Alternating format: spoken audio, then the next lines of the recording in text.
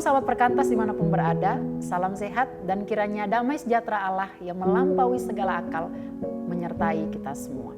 Melalui siaran ini saya mengajak kita untuk sama-sama merenungkan firman Tuhan di dalam kitab Daniel pasalnya yang ketiga ayat 17 sampai 18. Daniel pasalnya yang ketiga ayat 17 sampai ayatnya yang ke-18. Yang berbunyi, jika Allah kami yang kami puja sanggup melepaskan kami, maka ia akan melepaskan kami dari perapian yang menyala-nyala itu dan dari tanganmu ya Raja. Tetapi seandainya tidak, hendaklah Tuanku mengetahui ya Raja, bahwa kami tidak akan memuja dewa Tuanku dan tidak akan menyembah patung emas yang Tuanku dirikan itu. Melalui kebenaran firman Tuhan yang telah kita baca tadi, saya memberikan tema ketaatan membawa pertumbuhan. Seorang yang taat dipastikan imannya ada dalam proses pertumbuhan. Karena tidak mungkin pertumbuhan iman tanpa dibarengi dengan ketaatan. Oleh karena itu, ada beberapa aspek yang bisa kita lihat dari ketaatan yang dapat membawa kita kepada pertumbuhan iman. Aspek seperti apa itu? Yang pertama, aspek yang saya catat yaitu ketaatan tumbuh dari pengalaman kebergantungan penuh. Dewasa ini banyak orang yang mengatakan bahwa seorang yang sudah dewasa adalah seorang yang harus mandiri. Atau dengan kata lain, indikator untuk mengukur kedewasaan seseorang adalah kemandirian. Saya menyetujui tentang hal itu. Tetapi menurut saya, indikator ini tidak cocok untuk mengukur kedewasaan iman. Karena hakikatnya kita adalah orang-orang berdosa yang terus bergantung pada belas kasihan dan anugerahnya terus-menerus. John Stott dalam bukunya The Radical Disciple, dia mengatakan bahwa mencoba untuk hidup tanpa Tuhan itulah makna dari dosa yang sesungguhnya. Karena sesungguhnya bahwa pengalaman-pengalaman kebergantungan kita akan digunakan oleh Tuhan untuk membawa kedewasaan yang lebih sempurna di dalam diri kita. Pendewasaan ini juga yang kita alami di dalam seluruh kehidupan kita melalui pengalaman-pengalaman kita berjalan bersama Tuhan. Pendewasaan ini juga sedang dialami oleh 3 pemuda ini, yaitu Hananya, Asaria, dan Misael. Mereka sedang diperhadapkan dengan pergumulan yang berat, di mana mereka harus memilih antara 2 pilihan, yaitu tunduk kepada raja atau tunduk kepada Allah. Jika mereka memilih untuk tunduk kepada raja, maka mereka harus menyembah berhala, yaitu patung emas buatan Raja Nebukadnezar. Tetapi jika mereka ingin tetap berkokoh kepada iman mereka, mereka akan memilih untuk tunduk kepada Allah. Tapi menurut titah raja, orang-orang tersebut harus dibuang ke dapur api. Dari sini kita melihat bahwa ketiga pemuda ini kemudian bangkit dengan iman mereka yang teguh. Dan mereka mengatakan, jika Allah kami yang kami puja sanggup melepaskan kami, maka ia akan melepaskan kami dari perapian yang menyala-nyala itu dan dari tanganmu ya Raja. Dari ayat ini kita melihat bahwa mereka sadar, mereka juga yakin dan mereka juga tahu bahwa Tuhan yang mereka percaya adalah Tuhan yang sanggup menolong mereka. Saya percaya bahwa kepercayaan ini lahir dari suatu iman yang kokoh di dalam Tuhan. Mereka mengenal siapa Tuhan mereka. Sehingga ini menumbuhkan suatu harapan di dalam hati mereka. Dan harapan yang tumbuh merupakan bukanlah harapan yang kosong. Tetapi suatu harapan yang berdasarkan pada suatu kepastian di dalam Tuhan. Bahwa ada jaminan di dalam Tuhan. Bahwa di dalam Tuhan sungguh-sungguh Tuhan sanggup untuk menolong mereka. Hananya, Misael, dan Asaria. Mereka adalah 3 pemuda berbanding dengan ribuan orang yang tunduk untuk menyembah raja dan patung buatan raja. Dari sini kita melihat mengapa orang-orang itu begitu takut pada titah raja dan pada patung buatan raja tersebut. Ternyata mereka takut karena sebenarnya mereka menyembah Allah yang kerdil. Sesungguhnya Allah mereka tidak sanggup untuk menolong mereka. Tetapi berbeda dengan Allah 3 pemuda ini. Allah mereka adalah Allah yang besar. Sehingga ketika mereka menggantungkan harapan mereka kepada Allah mereka, maka ada satu jaminan bahwa Allah mereka sanggup untuk menolong ketiga pemuda ini. Sehingga bisa kita katakan, jaminan untuk tetap selamat akan menjadi kuat tergantung kepada siapa kita menggantungkan keselamatan itu. Ada sebuah kisah seorang akrobatik terkenal berasal dari Prancis bernama Charles Blondin, yang dimana dia melakukan sebuah percobaan ekstrim, yaitu dia akan melewati air terjun Niagara dengan seutas tali. Percobaan ini akhirnya menghebohkan dan mengundang banyak orang untuk menonton dia secara langsung, bagaimana dia mampu melewati air terjun Niagara itu dengan seutas tali. Lalu ketika dia melakukan itu, ternyata dia berhasil. Kemudian dia ingin melakukan percobaan yang kedua kali. Namun sebelum dia melakukan percobaan itu, dia menanyakan kepada seluruh penonton yang hadir, sekitar 5.000 orang. Dia menanyakan, apakah kalian percaya jika saya bisa melewatinya lagi dengan membawa sekarung kentang? Lalu jawab mereka, kami percaya kepadamu karena kamu adalah seorang akrobat yang hebat. Lalu dia melakukan percobaannya dan ternyata dia berhasil. Kemudian dia ingin melakukannya lagi. Lalu sebelum dia melakukannya, dia menanyakan lagi kepada para pendukung-pendukungnya. Apakah kalian percaya saya akan melewatinya lagi dengan menggendong seseorang? Semua orang bersorak dan mendukung dia. Dan mereka mengatakan, kami percaya karena kamu adalah seorang akrobat yang terkenal. Seorang akrobat yang hebat sehingga kamu dapat menaklukkan itu. Lalu dia bertanya lagi, siapa yang ingin mengikuti saya untuk melewati air terjun itu? Siapa yang ingin saya gendong? Semua kemudian hening karena ketakutan. Tetapi terdengar suara kecil dari ribuan orang yang ada di situ. Dan ternyata dia adalah seorang anak kecil. Lantas Charles langsung menggendong anak itu dan melakukan percobaan yang ekstrim itu. Dan ternyata dia berhasil. Ketika dia melakukan percobaan yang ketiga kali dan dia berhasil, lalu banyak wawancara datang kepada anak itu dan menanyakan kepada dia, kenapa kamu bisa begitu berani untuk digendong oleh Charles Blondin? Dia mengatakan, saya berani karena dia adalah ayah saya. Melalui cerita ini, kita bisa melihat sikap daripada anak Charles ini. Bagaimana dia begitu yakin dengan ayahnya. Dengan melihat berbagai percobaan yang dilakukan oleh ayahnya dan ayahnya terus berhasil. Menimbulkan satu keyakinan di dalam hatinya bahwa ayahnya akan terus berhasil. Dan ayahnya tidak akan mengecewakan dirinya. Sehingga singkat cerita, dia berani menggantungkan hidup dan matinya di tangan sang ayah saat melintasi di atas sungai Niagara tersebut. Respon dan sikap daripada anak Charles ini sebenarnya seharusnya dipunyai oleh anak-anak Tuhan. Sebagai anak-anak Tuhan, seharusnya kita mengenal siapa Tuhan kita. Sehingga melalui pengenalan itu, kita seharusnya mempercayai Tuhan. Karena Tuhan adalah Allah yang memberikan jaminan kepada kita. Namun, untuk sampai di dalam pengenalan yang dalam itu, membutuhkan waktu di mana kita harus belajar untuk mempercayakan hidup kita di dalam berjalan bersama Tuhan. Karena di dalam proses kita mempercayakan hidup kita sepenuhnya untuk digantungkan hanya kepada Tuhan, maka Tuhan akan memproses kita untuk semakin hari semakin mempercayai dirinya. Sehingga kita bisa melihat bahwa sesungguhnya Allah adalah Allah yang mampu menjamin seluruh kehidupan kita. Saya percaya bahwa kita seringkali mempercayakan kehidupan kita atau memberikan harapan kita, mempercayakan harapan kita kepada seseorang yang sanggup untuk menjamin keselamatan kehidupan kita. Lalu kenapa kita ragu untuk menaruh harapan kita hanya kepada Tuhan?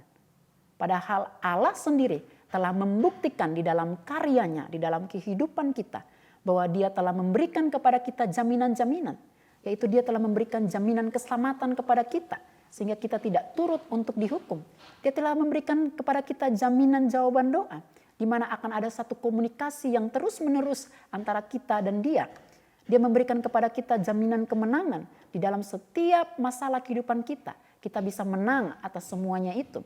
Dia juga telah memberikan kepada kita jaminan pengampunan dosa, di mana kita adalah orang-orang yang telah ditebus oleh Dia. Dan juga Dia memberikan kepada kita jaminan bimbingan Tuhan, di mana Dia akan terus berjalan bersama-sama dengan kita. Dan masih ada terlalu banyak jaminan-jaminan yang akan kita temui ketika kita belajar untuk terus bergantung kepada Dia. Sehingga pengalaman bergantung kepada Tuhan merupakan satu pengalaman yang akan menakjubkan bagi hidup kita. Karena itu akan membawa kita untuk menjadi orang yang taat. Dan bukan cuma sekedar taat. Akan membawa kita kepada satu pengenalan pribadi kepada Tuhan. Sehingga dalam pengenalan itu kita akan mengenal kepada pribadi yang sanggup menjamin kehidupan kita. Kalau kita tidak mau belajar untuk bergantung pada Tuhan, maka kita pasti tidak akan pernah sanggup untuk taat. Sehingga melalui itu kita juga tidak akan sanggup untuk bertumbuh. Karena di dalam pertumbuhan dan dalam ketaatan, kita perlu untuk merendahkan diri di hadapan Tuhan. Sehingga melalui perendahan diri itu, Tuhanlah yang akan menuntun kita dan membentuk kita. Jika kita ragu untuk dibentuk oleh Tuhan di dalam ketaatan kita, maka pastinya kita tidak akan sanggup untuk hidup taat kepada Tuhan. Jika seseorang tidak sanggup untuk hidup taat kepada Tuhan, maka dia membuka pintu terhadap kompromi-kompromi di dalam hidupnya. Padahal ketaatan pasti melahirkan integritas. Sekali lagi, ketaatan pasti melahirkan integritas. Krisis kekristenan zaman ini bukan karena kita kurang pengetahuan tentang Tuhan. Bahkan akses teknologi yang begitu mudah kita temui sebenarnya mempermudah kita untuk dapat belajar tentang firman Tuhan. Itu dapat diakses melalui YouTube, dapat diakses melalui media sosial, dapat diakses melalui aplikasi-aplikasi yang tersedia di Play Store.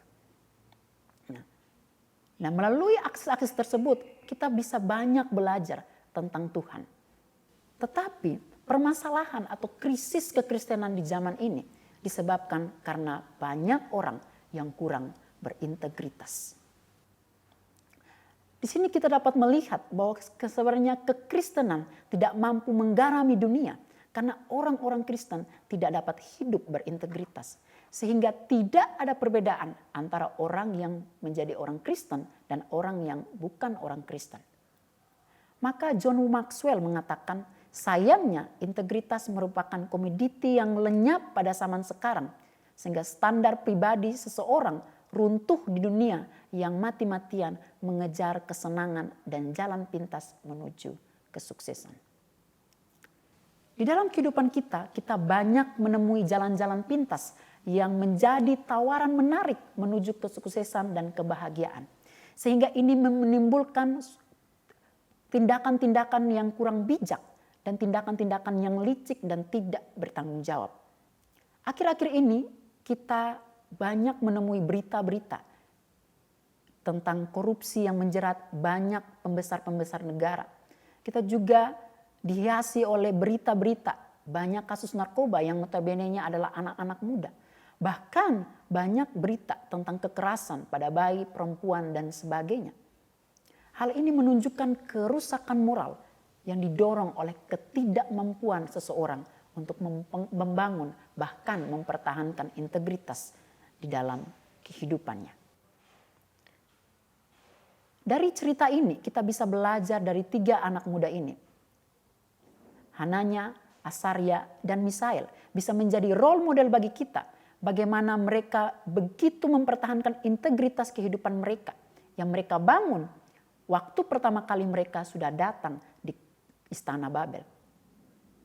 Waktu mereka datang di Istana Babel, mereka diperhadapkan dengan berbagai pilihan.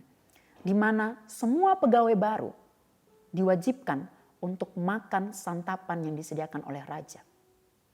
Tetapi ketiga orang pemuda ini menolak untuk mengambil bagian di dalam santapan-santapan itu. Mungkin ini menurut pegawai-pegawai yang lain, ini adalah hal yang sepele. Tetapi bagi mereka bertiga, ini adalah hal-hal yang sepele yang akan mendorong mereka untuk berkontribusi di dalam ketidaksetiaan mereka di dalam hidup mereka ke depan. Karena sesungguhnya tidak ada dosa yang sepele di hadapan sang juri integritas. Ketika mereka berhadapan dengan Raja Nebukadnezar, mereka tetap berdiri teguh dan berintegritas. Mereka tidak menipu hati nurani mereka sendiri. Sehingga di dalam ayat ini, mereka dengan berani mereka mengatakan, jika Allah kami yang kami puja sanggup melepaskan kami, maka ia akan melepaskan kami dari perapian yang menyala-nyala itu. Dan dari tanganmu ya Raja. Tetapi seandainya tidak, hendaklah Tuhanku mengetahuinya, bahwa kami tidak akan memuja dewa Tuanku dan tidak akan menyembah patung emas yang Tuanku dirikan itu. Di dalam hati nurani mereka tersimpan satu keyakinan bahwa Allah mereka adalah Allah satu-satunya yang harus mereka sembah. Sehingga keyakinan ini terus meyakinkan mereka untuk mereka terus pertahankan di dalam diri mereka.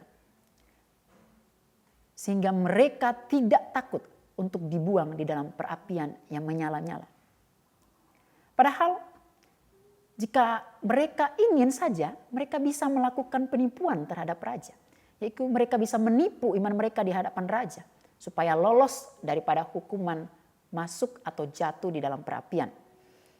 Dan mereka bisa menyembah Allah dengan cara diam-diam. Tapi bukan itulah tindakan yang menunjukkan ketaatan. Itu bukanlah tindakan yang menunjukkan kesetiaan. Tetapi itu adalah tindakan yang mencari keuntungan sendiri. Itu adalah tindakan dari contoh orang-orang penjilat. Dan itu adalah tindakan dari orang-orang yang memiliki kasih yang munafik. Karena integritas pasti akan melahirkan tindakan yang tidak akan pernah mengkhianati hati nuraninya sendiri. Maka dari itu, seberapa besar pun konsekuensi dari integritas yang harus mereka pertahankan, mereka tetap memilih untuk tetap bertahan di dalam integritas. Karena integritas adalah harga mati bagi ketiga pemuda ini. Saya pernah menonton sebuah film yang sangat menginspirasi saya. Film itu berjudul Courageous. Film ini mengisahkan 5 orang ayah yang berupaya untuk membesarkan anak-anak mereka. Kelima orang ayah tersebut, yang 4-nya bekerja sebagai polisi dan 1-nya adalah seorang pengangguran. Yang pengangguran ini bernama Martinez. Martinez adalah seorang yang berjuang untuk menafkahi keluarganya. Suatu ketika dalam pertemuan yang tidak disengaja dengan salah satu kepala polisi yaitu Adam, dia kemudian mendapatkan pekerjaan karena Adam membutuhkan dia untuk memperbaiki gubuknya. Ketika Adam misal melihat bahwa Martinez ini sangat rajin, maka dia menawarkan kepada Martinez sebuah lowongan pekerjaan, yaitu bekerja di dalam suatu perusahaan tekstil. Martinez pun bahagia, dia mendaftarkan diri di perusahaan itu melalui rekomendasi Adam dan akhirnya dia mulai bekerja. 1 bulan Martinez bekerja di dalam perusahaan itu. Dan kepala kantornya melihat bahwa orang ini sangat berdedikasi di dalam bekerja. Orang ini betul-betul totalitas di dalam bekerja. Akhirnya kepala kantornya menawarkan kepada Martinez suatu jabatan yang lebih tinggi dari sekedar seorang karyawan, yaitu staf di cabang perusahaan mereka. Mereka kemudian memanggil Martinez dan mewawancarai Martinez.